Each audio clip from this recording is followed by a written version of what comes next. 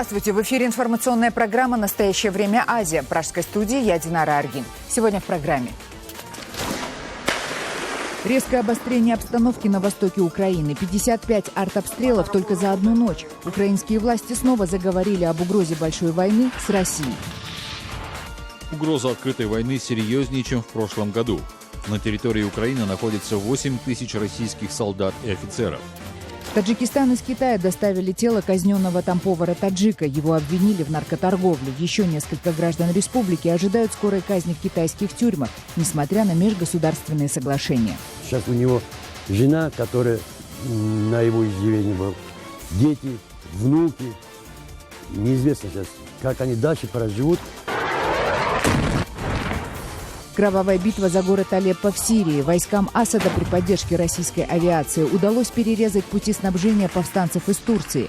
Бои идут на фоне трудных переговоров в Женеве. Россия, говоря о терроризме в Сирии, называет террористами всех, кроме Асада. Это огромная ошибка. Были ли этнические чистки? Грузия подготовила для Международного трибунала документы об уничтожении 140 грузинских сел в Южной Осетии. Здесь некому решать наши проблемы. Когда все это закончится? Хоккейная деревня. Жители высокогорного кыргызского села Кинеш навсегда отказались от алкоголя и все как один встали на коньки. На льду даже матери героини. Играть в хоккей интереснее, чем просто кататься на коньках. В нашем селе на коньки встают с 3 лет. Резкое обострение ситуации на востоке Украины. За одну только ночь, как утверждают украинские военные, населенные пункты вдоль линии разграничения подвергались обстрелу 55 раз. Обстрел велся с территории так называемой Донецкой республики из запрещенных Минскими соглашениями 120-миллиметровых орудий.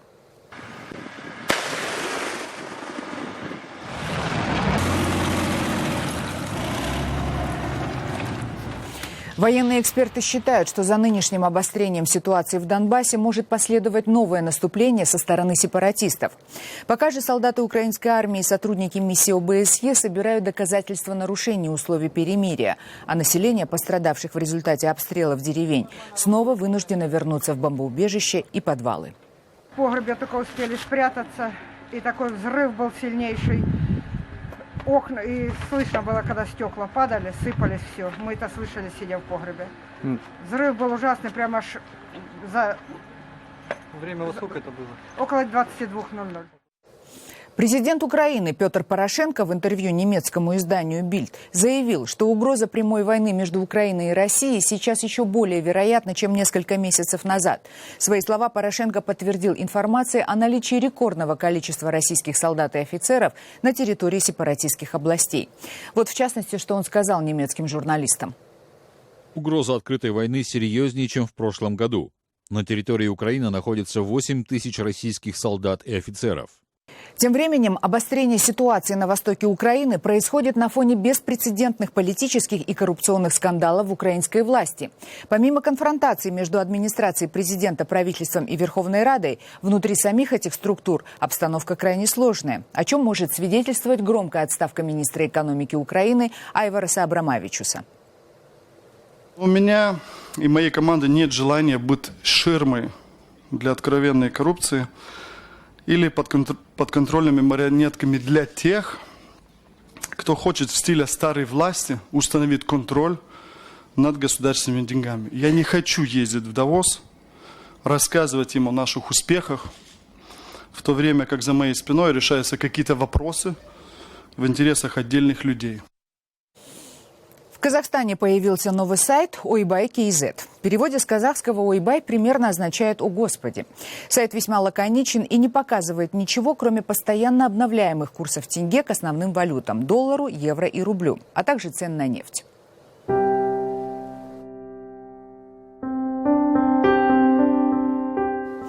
По словам одного из создателей Ойбай.кз Дмитрия Быкова, цифры на сайте беспристрастно показывают реальную картину, заявил он агентству Рейтер. А мрачный фон и грустная музыка, видимо, отражают настроение жителей Казахстана, которые, к слову, сейчас теряют уверенность в будущем, но боятся критиковать власть, чтобы не оказаться в тюрьме. Ссылки на сайт в социальных сетях юзеры сопровождают пиктограммой человека в традиционной казахской шапке с широко открытым ртом. Однако не все казахстанцы протестуют пассивно. В Алма-Ате вновь вышли на митинг так называемые валютные ипотечники, которые прошлись по улицам города. Это уже 5-я акция протеста проблемных ипотечников с начала года. Каждый раз они обходят разные банки и требуют реструктуризировать их займы. Наш корреспондент Дмитрий Беляков выяснял, чего же добились протестующие.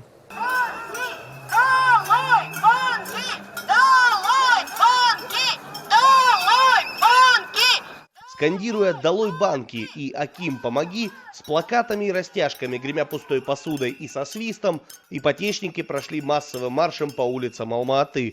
Около 50 неблагополучных заемщиков, сопровождаемые полицейскими, сотрудниками акимата и журналистами, направились к офису банка «Каспий». Здесь шумную толпу встретили представители банка и предложили зайти внутрь. Я исполнительный директор, меня зовут Сабыржан Беркинбаев. Мы сюда пригласили акимат, Национальный банк. Давайте сядем, спокойно обсудим и все займемся своими делами. Однако уговоры не подействовали, равно как и предупреждение представителя акимата об ответственности за несанкционированный митинг. Ипотечники требовали, чтобы к ним вышел председатель банка.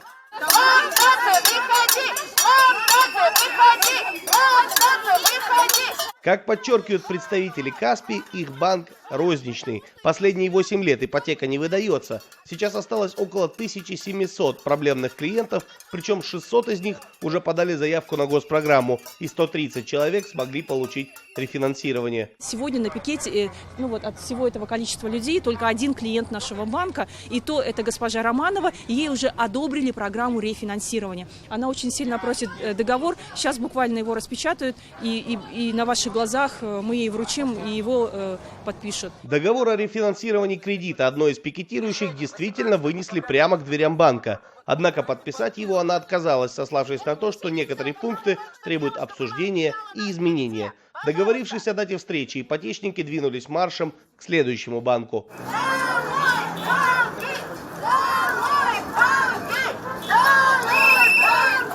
Марш с транспарантами по одному из центральных проспектов города привлек большое внимание. Алматинцы не привыкли видеть массовые шествия на улицах. Многие снимали на мобильные телефоны, водители сигналили в такт речевкам. Когда пестрая толпа митингующих приблизилась к зданию Народного банка, возникла небольшая стычка с охраной, которая отказалась пускать ипотечников на территорию. Прорвавшийся через кордон заемщиков встретил представитель банка и попытался начать разговор. Если есть ипотечка Народного банка, пожалуйста, мы в прошлый раз проходили. Ровно неделю назад мы здесь были. Вы нам по ушам проездили. Хватит. Вы заемщица Народного банка? Заемщица. Заемщица. Все заемщица. Заемщица. Списки у вас есть. Мы в прошлой неделе заявление оставляли. И заявления, и просьбы в течение 8 лет вас просим и говорим, вы не слышите. Сотрудникам банка удалось уговорить заемщиков зайти внутрь, где в конференц-зале их уже ожидали 2 заместителя председателя правления финансового института. Они рассказали, что Народный банк уже принял 2351 заявление от заемщиков, в том числе 96 в январе. В ходе переговоров достигнута договоренность, что встречи будут проходить каждую пятницу, а все заемщики из социально уязвимых слоев населения смогут получить индивидуальные условия рефинансирования. Как говорят ипотечники, на подобные уступки банкиры идут только благодаря массовым пикетам. До проведения пикетов, банки заявлять, у инвалидов даже заемщика квартиру будут отбирать, и несмотря на то, что государством деньги выделены, а после пикетов они согласны списать не только с УСИНом, даже и не с УСИНом. Лишь бы это вы требуете, это член вашего объединения, все, тогда давайте мы рассмотрим и его случаи, и вот таких случаев. Поэтому пикеты очень действенные. Массовое шествие стало уже 5-й акцией протеста проблемных ипотечников с начала года.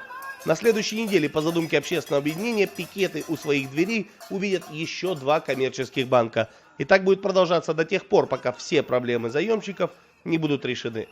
Дмитрий Беляков, Павел Энгельгард. Настоящее время. Китай в нарушении межгосударственных договоренностей с Таджикистаном начал казнить таджикских граждан, обвиненных в наркоторговле. Тело таджикского предпринимателя Хасана Юсуфова было доставлено в Душанбе из китайского Урумчи. 51-летний гражданин Таджикистана Хасан Юсуфов, приговоренный китайским судом к смертной казни по обвинению в незаконном обороте наркотиков, был казнен 28 января. Все усилия внешнеполитического ведомства в смягчении приговора были безрезультатными. У нас на связи наш корреспондент Анушервон Арипов. Анушервон, здравствуйте. Что говорят родственники Хасана Юсуфова, а самое главное власти по поводу его смерти? Здравствуйте, Динара. Тело 51-летнего гражданина Таджикистана Хасана Юсуфова, казненного китайскими властями по обвинению в незаконной контрабанде наркотиков, доставили в Душанбе. Юсуфов был задержан правоохранительными структурами Китая около 5 лет назад в Урумчи, где работал поваром. Также занимался частным предпринимательством, торговлей одеждой. По словам родственников, китайская сторона заявила, что наркотики, количество которых не уточняется, были найдены в одной из сумок с одеждой. Однако близкие Хасана Юсуфова в его виновность не верят. Они говорят, что он слишком любил свою семью, чтобы так рисковать. Люди туда поехали по своей нужде, что им нужно кормить семью, детей, родителей старых содержать. Вот сейчас у него жена, которая на его иждивении был, дети, внуки. Неизвестно сейчас, как они дальше проживут. В аэропорт встречать тело Хасана Юсуфова приехали около десятка родственников. За 5 лет никто из близких его так и не смог увидеть. Дело в том, что сначала 51-летнего таджикистанца считали пропавшим без вести. Об аресте сообщили не китайские власти, а посторонние люди. Только через 2 года после задержания, говорит Усман Шадыев, двоюродный брат казненного. В свиданиях им было также отказано. Приглашение проститься перед казнью прибыло на имя брата 51-летнего таджикистанца, но он не успел вылететь в Китай. За 3 дня до казни сообщает родственникам, что уже его должны казнить 28 числа, и кто-нибудь из родственников может прийти за пару дней до этого, может прийти и попрощаться. Ну, в связи с тем, как сроки были короткие, там за 3 дня буквально, 1 рейс был, и то в тот день нелетная погода была, и все, и никто не смог поехать. Родственники просили власти страны оказать влияние на китайскую сторону, чтобы смягчить наказание или выдать Юсуфова Таджикистану для отбывания заключения на родине. Однако, несмотря на ратифицированное соглашение об обмене осужденными, подписанное в 2014 году, приговор был приведен в исполнение. По последним данным, в тюрьмах Китая находятся 16 граждан Таджикистана. 3 из них, 2 женщины и мужчина, приговорены к смертной казни по обвинению в незаконном обороте наркотиков. И 5 человек отбывают пожизненное заключение. Динара. Спасибо, Анушервон. Далее в программе. Кровавая битва за город Алеппо в Сирии. Войскам Асада при поддержке российской авиации удалось перерезать пути снабжения повстанцев из Турции. Бои идут на фоне трудных переговоров в Женеве. Россия, говоря о терроризме в Сирии, называет террористами всех, кроме Асада. Это огромная ошибка. Были ли этнические чистки? Грузия подготовила для Международного трибунала документы об уничтожении 140 грузинских сел в Южной Осетии. Здесь некому решать наши проблемы. Когда все это закончится? Хоккейные деревни, жители высокогорного кыргызского села Кинеш, навсегда отказались от алкоголя и все как один встали на коньки. На льду даже матери героини. Играть в хоккей интереснее, чем просто кататься на коньках. В нашем селе на коньки встают с 3 лет. Как сообщают мировые СМИ, международные переговоры по урегулированию ситуации в Сирии зашли в тупик, едва успев начаться. Последние дни между сторонами не проходило даже заочных консультаций. Сирийская оппозиция обвиняет в срыве переговоров Россию. Все революционные фракции с нами, как на конференции в Эр-Рияде, так и в Высшем комитете на переговорах. Представлены абсолютно все, даже Джейш аль-Ислам. Но Россия, говоря о терроризме в Сирии, называет террористами всех, кроме Асада. Это огромная ошибка. Тем временем сирийская армия при поддержке российской авиации начала крупномасштабное наступление на позиции повстанцев к северу от города Алеппо. Перерезаны сразу несколько международных трасс, соединявших этот мятежный сирийский анклав с Турцией, откуда, как утверждают сторонники Асада, в Алеппо поступали подкрепления и боеприпасы. Наступление сирийских правительственных войск сопровождается кровопролитными боями, и на всех мировых телеканалах новости об этом сражении выходят под заголовком «Битва за Алеппо». Это видео агентства Рейтер. Вы видите, как сирийские правительственные танки ведут огонь прямой наводкой в одном из населенных пунктов неподалеку от сирийско-турецкой границы. Наступление поддерживают отряды проправительственного ополчения и иранская пехота.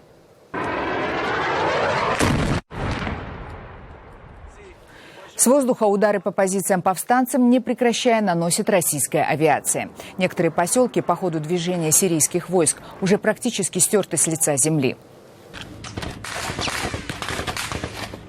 В социальных сетях пользователи выкладывают видео, по которым можно судить о плотности огня во время этого сражения. Повстанцы явно захвачены врасплох. Они отвечают наступающим сирийским войскам стрелковым оружием, но иногда им удается даже подбивать танки. Вы как раз видите этот эпизод.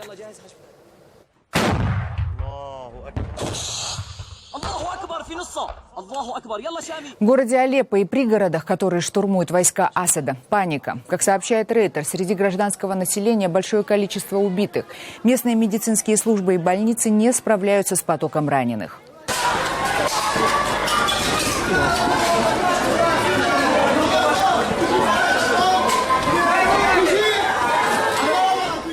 Между тем, министр иностранных дел России Сергей Лавров заявил, что не видит никаких особых причин, по которым российская авиация могла бы приостановить свои операции в Сирии. Международный уголовный суд в Гааге в связи с расследованием возможных преступлений в августе 2008 года на территории Грузии, в регионе Южная Осетия, призвал к сотрудничеству все заинтересованные стороны. МИД Российской Федерации уже высказал свое недоверие к объективности этого расследования. В свою очередь, Тбилиси готов передать гаагскому прокурору все собранные материалы. В частности, Грузия настаивает, что в Южной Осетии проводились этнические чистки грузин.